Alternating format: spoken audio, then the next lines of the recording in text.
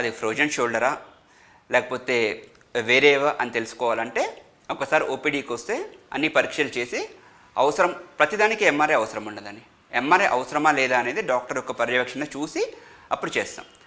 And వీటికి చాలా అంతవరకు కూడా కన్జర్వేటివ్ మేనేజ్మెంట్ అంటారు. అంటే ఫిజియోథెరపీ అండ్ స్ట్రెచెస్ ఎక్సర్సైజెస్ దేనికి అవి సెట్ అవ్వకపోతే దాని నెక్స్ట్ స్టేజ్కి వెళ్తే కనుక స్టీరాయిడ్ ఇంజెక్షన్, పిఆర్పి ఇంజెక్షన్స్ అంటారండి. ఇది కూడా సెట్ అవ్వకపోతే అప్పుడు మ్యానిపులేషన్ చేస్తారు. ఇంకా లాస్ట్ స్టేటస్కి వచ్చేసరికి మనకి కీ హోల్ సర్జరీ అంటారండి. అంటే ఏంటంటే చిన్న హోల్ పెట్టేసి ఈ బెడ్ జామ్స్ మొత్తం ఓపెన్ చేయకుండా చిన్న చిన్న కీ హోల్స్ చేసి లోపల జాయింట్ అంతా ఎట్లా ఉంది, మన కండరాలు ఎట్లా ఉన్నాయి, టెండౌన్స్ ఎట్లా ఉన్నాయి, ఆ స్పేస్ యాక్రోమియన్ ఆ స్పేస్ ఎట్లా ఉంది అదంతా కూడా పెరుగుతుంది అనమాట. ఎముక పెరుగుతుంది. ఎక్కడైతే ఎముక పెరిగి మన స్పేస్ తగ్గుతుందో అదంతా కూడా మనం క్లీనప్ చేసి స్పేస్ ఇంక్రీజ్ చేస్తామని. అది చేసిన నెక్స్ట్ రోజు నుంచే కూడా అదే రోజు నుంచి కూడా చేయి మూమెంట్స్ అని